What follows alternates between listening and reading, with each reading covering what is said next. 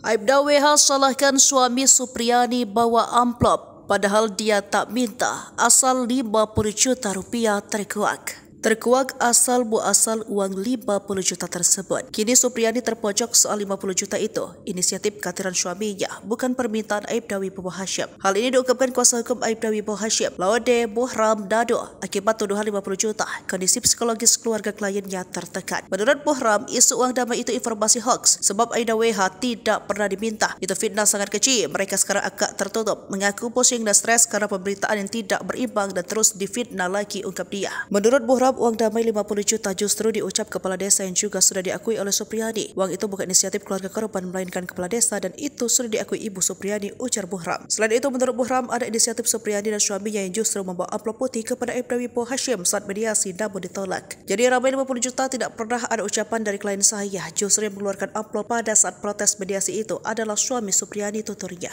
Sementara itu, kasus ini memasuki sidang ketiga setelah eksepsi ditolak Hakim Pengadilan Negeri Andolo Selasa 28 Oktober. Sebanyak 8 saksi dihadirkan. Penasihat hukum Supriyani Andri Darmawan mengatakan kasus Supriyani direkayasa. Ada indikasi konflik of interest antara pelapor yakni Aibda Hashim dan penyidik karena mereka satu kantor.